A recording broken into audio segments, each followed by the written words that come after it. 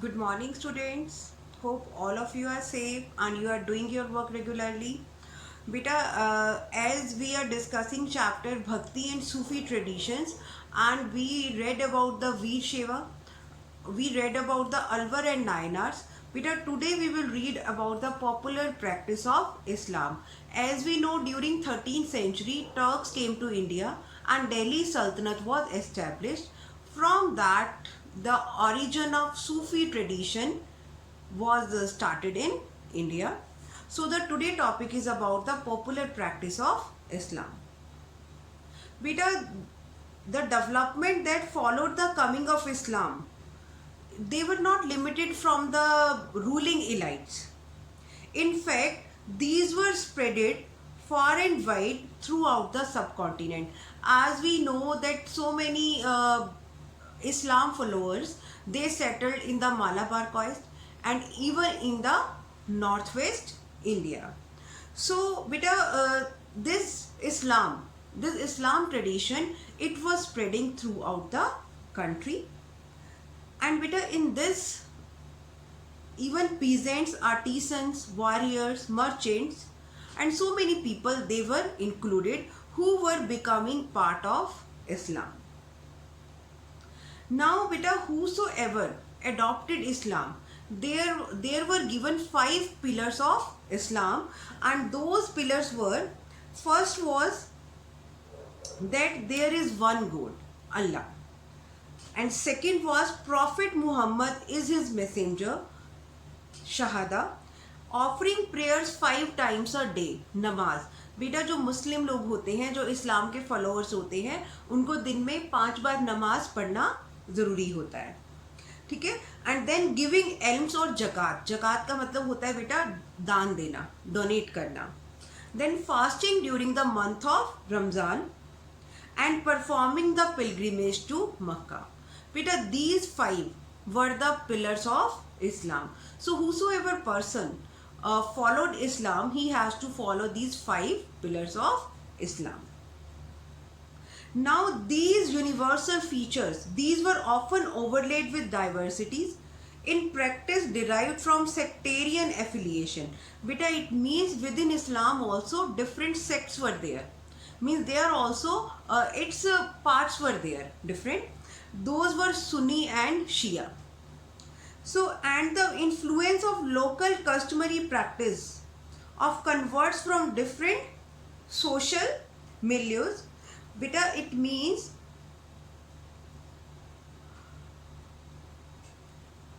बेटा जो ये सुन्नी और शिया होते थे, they have the influence on the local customary practices also. For example, the Khojas, a branch of the Ismailis, a Shia sect, developed new modes of communication. Means beta, like I told you that Islam में भी 2 branches थी, Shia and Sunni. Then these Shia followers, they developed new modes of communication and they spread ideas derived from the Quran through the indigenous literary sources. Indigenous होता है बेटा जो original sources होते हैं. Then these included the Jinan. This word is derived from Sanskrit word Gyan or knowledge. So the devotional poems in Punjabi, Multani, Sindhi, Kutch language, Hindi and Gujarati sung in special ragas during daily prayer meeting. तो बेटा जो ये लोग भी होते थे, ये भी क्या करते थे, इनके भी अपने कॉम्पोजिशन थे डिफरेंट लैंग्वेजेस में, and they use to sing those religious composition in their prayer meetings. Then Arab Muslim traders who settled along the Malabar coast, especially Kerala, this Malabar coast, it lies in Kerala. They adopted local custom such as their language Malayalam. Then they also adopted matrilineal. बेटा matrilineal होता है when descendant are known with the name of their mother side. Otherwise अगर हम देखते हैं normally जो हमारे ancestor होते हैं वो patrilineal side होती है, father के name से attach होते हैं. But there was the system जो डिसेंडेड कहलाते थे, जो वंशज कहलाते थे, वो मदर की साइड से कहलाए जाते थे. एंड इवन द मेट्रीलोकल रेजिडेंस, बेटा मेट्रीलोकल रेजिडेंस था that after marriage, women after marriage remain in her native home, and whenever her husband want, he can come and stay over there. So these were the two system over there, matrilineal and matrilocal. Matrilineal means that ancestor will be known as from their mother side, and matrilocal that the lady with her children, she lives in her native home, right? So this was a complex mixture of a universal faith with local tradition. Means जो हमारे यहाँ के local traditions थे, those were just opposite. In Indian tradition, there was patrilineal system, and a lady after marriage has to move towards her husband's home. But these two systems, those were different from the local customs. So some architectural features were also there of mosques are universal, such as their orientation towards Mecca. बेटा मक्का है जो जगह, this is the high, very supermost religious place of Muslims. So and the every mosque, its orientation is towards Mecca. And then even there is the evidence of mehrab. बेटा मेहराब होता था a place in a wall to keep something, like एक wall के अंदर थोड़ा सा space बनाया होता है, there they can keep any statue also, so that was known as मेहराब. And the minbar, बेटा मिनबार होता है the raised platform, जहाँ से कोई भी स्पिरिचुअल गुरु हैं वो खड़े होके क्या करते हैं, प्रीच करते हैं. that was known as minbar or pulpit. So there are several features that show variation, such as roofs and building materials also. Beta, it means there was very common things that all the mosques, they were oriented towards Makkah. Then there was the placement of mihrab, and there was in every mosque there was a raised platform also, and even roofs and other building material that was also same. Now beta, the next topic is about the names for communities. बेटा in this topic we will read about the different communities. बेटा पहले के time में क्या होता था, जो लोग जिस जगह से बिलोंग करते थे उनको वही नाम दे दिया जाता था.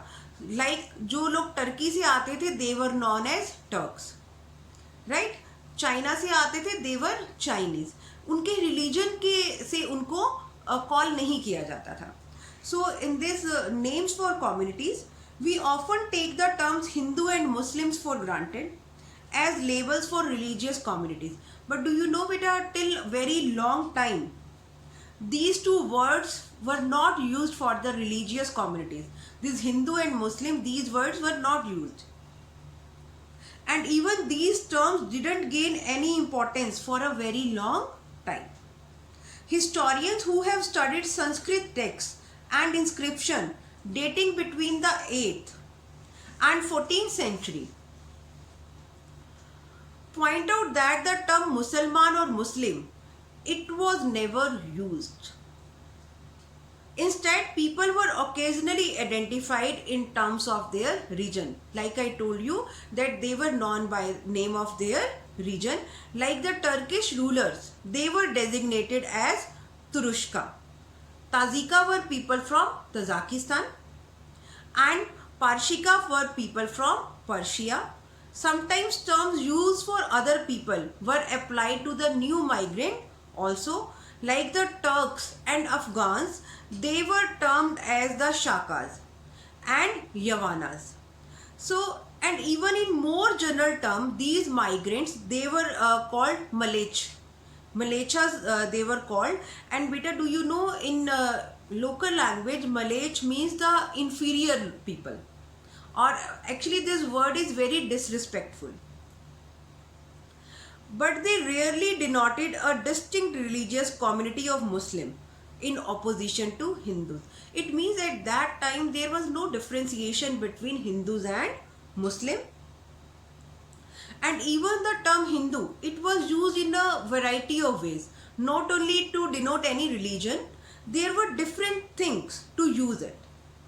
So beta, this was about the topic for that names for different communities. It means people, they were called by the name of their region, not by their religion.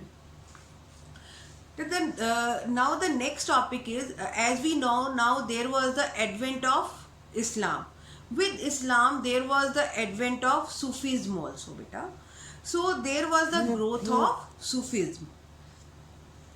As we know, in the early centuries of Islam, a group of religious minded people called Sufis turned to mysticism.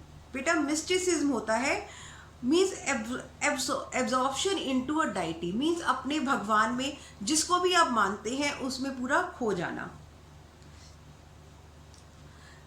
And they protested against the growing materialism of the caliphate. बेटा caliphate होता था when there was the religious rulers, that was known as caliphate.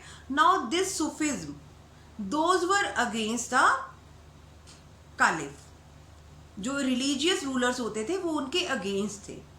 According to them, that the bhakti, the devotion, it is separate from the rule.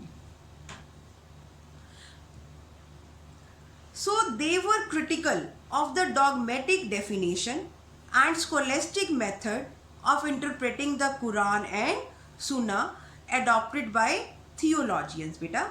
So that is why they criticized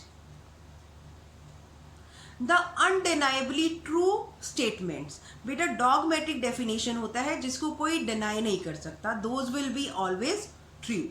So they opposed to the scholastic method, the interpretation of Quran and Sunnah that was done by the theologians. बेटा theologians होता है who study the religion, those are known as the theologian. So that is why they laid emphasis on seeking salvation. Salvation होता है बेटा खुद को किसी को सौंप देना, खुद को अपने deity को सौंप देना, that is known as salvation. So they emphasis on that salvation can be gained through intense devotion and love for God, not by all other things. So the example was given of Prophet Muhammad, whom they regarded as a perfect human being. The Sufis thus sought an interpretation of the Quran on the basis of their personal experiences. Beta, and you also know beta, in no religion it is mentioned to follow the casteism or to follow the any kind of superstition. All these things, those were put by the people, not by any religious leader. So that is why beta, this was the topic for today about the Sufi tradition in India. Hope all of you have understood the topic. Thank you and have a nice day.